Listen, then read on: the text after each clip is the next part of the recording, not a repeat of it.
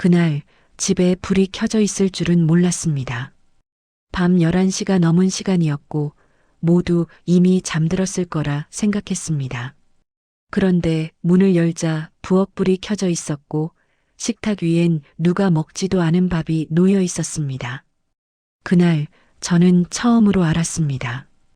이 집의 조용함이 평온이 아니었다는 걸. 그 무렵 우리 집은 겉으로 보기엔 아무 문제가 없었습니다. 누군가 크게 화를 낸 적도 없었고 문을 쾅 닫고 나간 날도 없었습니다.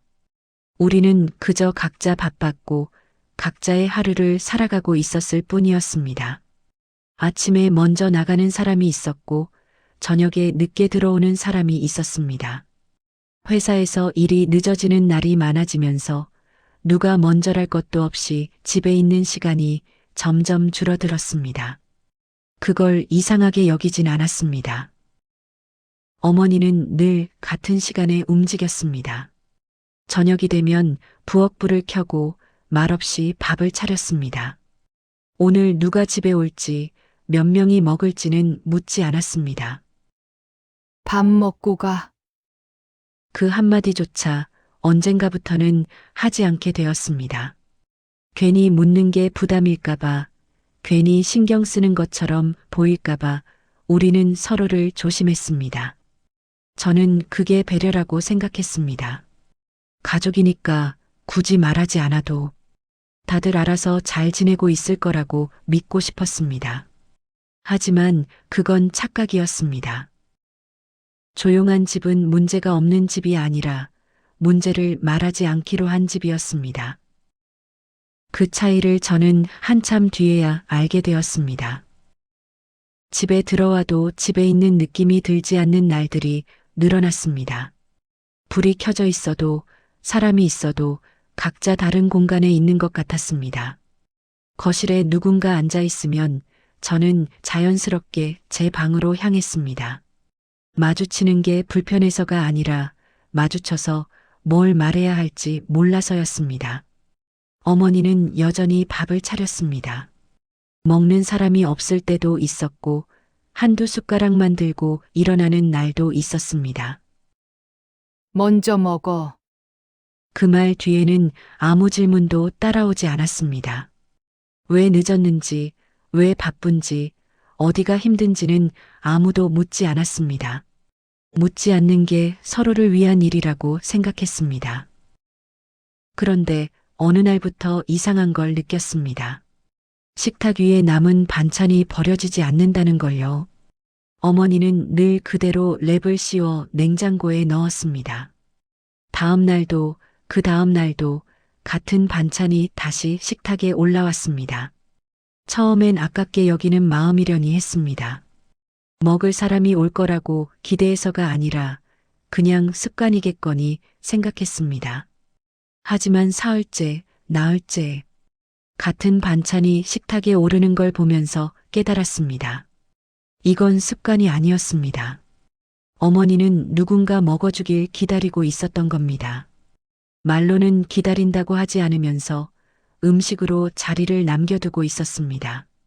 저는 그걸 보면서도 아무 말도 하지 않았습니다. 괜히 미안해질까봐, 괜히 설명해야 할 것 같아서 입을 다물었습니다. 그때는 몰랐습니다. 아무도 묻지 않는 시간이 서로를 편하게 만드는 게 아니라 서서히 멀어지게 만든다는 걸. 그렇게 며칠이 흘렀습니다. 어느 날 평소보다 더 늦게 귀가하는 길이었습니다. 밤 11시가 넘어서였습니다. 집에 불이 꺼져 있을 거라 생각했습니다. 그런데 현관문을 열자 부엌불이 켜져 있었습니다. 잠깐 깜빡하고 끄지 않은 걸까 싶었습니다. 그런데 식탁 위에 이미 식은 반찬 몇 가지가 놓여 있었습니다. 뚜껑은 닫혀 있지 않았고 밥솥도 그대로 열려 있었습니다. 누가 먹다 만 건가 싶어 고개를 들었을 때 어머니가 보였습니다. 식탁 옆 의자에 앉아 계셨습니다. 제가 들어오는 소리를 듣고도 고개를 들지 않았습니다. 그저 식탁을 내려다보고 있을 뿐이었습니다. 그날은 왠지 그냥 주무시고 싶지 않았던 날이었는지도 모릅니다. 왔어? 그 짧은 말이 전부였습니다. 왜 늦었냐는 말도 밥 먹을 거냐는 말도 없었습니다. 저는 잠시 서 있다가 조용히 의자에 앉았습니다. 어머니는 그 옆자리에 그대로 계셨습니다. 숟가락을 들지도 않았고 먼저 일어나지도 않았습니다. 저는 왜 어머니가 이 시간에 부엌에 앉아 계신지 묻지 않았습니다. 어머니도 왜 제가 이렇게 늦었는지 묻지 않았습니다. 우리는 그렇게 한참을 앉아 있었습니다. 부엌 환풍기 소리만 작게 들렸습니다. 냉장고가 우문거리는 소리도 들렸습니다. 평소엔 신경 쓰지 않았던 소리들이 유난히 크게 들렸습니다. 어머니가 먼저 움직였습니다. 말없이 일어나 찬장에서 접시 하나를 꺼냈습니다. 반찬을 조금씩 담았습니다. 밥도 한 공기 퍼서 제 앞에 놓았습니다. 안 먹었지? 그건 질문이 아니었습니다. 그냥 확인이었습니다. 어머니는 이미 알고 있었던 겁니다. 제가 저녁을 먹지 않았다는 걸, 오늘도 늦을 거라는 걸, 그래서 집에서 밥을 먹지 못할 거라는 걸, 그래서 기다렸던 겁니다. 말로는 기다린다고 하지 않으면서 부엌불을 켜놓고 식탁 앞에 앉아서 기다렸던 겁니다. 저는 그날 아무 말 없이 밥을 먹었습니다. 어머니는 내내 조용했습니다. 맛이 어떤지 묻지도 늦어서 괜찮은지 묻지도 않았습니다. 다만 제가 밥을 다 먹을 때까지 자리를 뜨지 않았습니다. 반찬이 식어서 차갑다는 말도 하지 않았습니다. 국이 미지근하다는 말도 하지 않았습니다. 어머니는 그저 제가 먹는 모습을 바라보고 계셨습니다. 시선이 부담스럽지 않았습니다. 오히려 안심이 되었습니다. 식사가 끝나자 어머니는 평소처럼 그릇을 정리했습니다. 특별한 말을 하지 않았습니다. 앞으로 늦지 말라는 말도 미리 연락하라는 말도 하지 않았습니다. 그날이 특별하다는 흔적은 어디에도 남기지 않았습니다.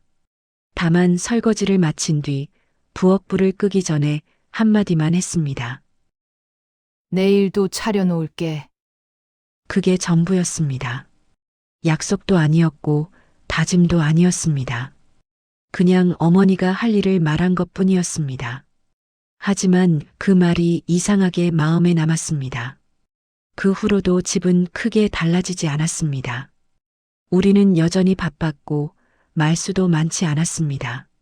아침에 얼굴을 마주치지 못하는 날도 있었고 저녁 내내 각자 방에 있는 날도 있었습니다. 하지만 한 가지는 달라졌습니다. 늦게 집에 들어오는 날 부엌불이 켜져 있었습니다. 어머니가 앉아 계실 때도 있었고 이미 주무신 날도 있었습니다. 하지만 식탁 위엔 늘 밥이 차려져 있었습니다. 랩으로 덮여 있을 때도 있었고 그냥 놓여 있을 때도 있었습니다. 뜨거울 때도 있었고 식어 있을 때도 있었습니다. 하지만 한 번도 치워진 적은 없었습니다. 저는 어느 날부터 집에 들어오면 먼저 부엌으로 갔습니다. 배가 고파서가 아니라 확인하고 싶어서였습니다. 오늘도 밥이 차려져 있는지, 오늘도 어머니가 자리를 지키고 계신지. 어떤 날은 어머니와 마주쳤습니다. 왔네. 네, 그게 전부였습니다. 더 이상의 말은 필요하지 않았습니다. 어머니가 부엌에 계신다는 것, 제가 집에 돌아왔다는 것, 그것만으로도 충분했습니다. 밥을 먹는 동안 어머니는 가끔 물을 따라주셨습니다. 반찬이 떨어지면 말없이 더 담아주셨습니다. 더 먹어. 라고 말하지 않았습니다. 다만 접시를 밀어주는 것으로 마음을 전했습니다. 그렇게 몇 달이 흘렀습니다. 저는 점점 일찍 집에 들어오게 되었습니다. 누가 뭐라고 한 건 아니었습니다. 어머니도 일찍 오라고 한 적 없었습니다. 다만 저는 알게 되었습니다. 누군가 저를 기다리고 있다는 것, 그 기다림이 부담이 아니라 위안이 된다는 것을. 어느 날 저녁 평소보다 일찍 집에 도착했습니다. 아직 어머니가 저녁 준비를 시작하기 전이었습니다. 부엌에서 냉장고 문을 여는 소리가 들렸습니다. 저는 가방을 내려놓고 부엌으로 갔습니다. 제가 할게요. 어머니가 고개를 돌렸습니다. 놀란 표정도 기뻐하는 표정도 아니었습니다. 그냥 평소와 같은 얼굴이었습니다. 알겠다. 어머니는 앞치마를 벗어 제게 건넸습니다. 그날 처음으로 제가 저녁을 준비했습니다. 어머니가 늘 하던 대로 냉장고에서 반찬을 꺼내고 밥을 지었습니다. 서툴렀지만 어머니는 옆에서 지켜만 보셨습니다. 국은 끓여야 하나요? 아니, 반찬은 이것만 내도 되나요? 응. 짧은 대답만 돌아왔습니다.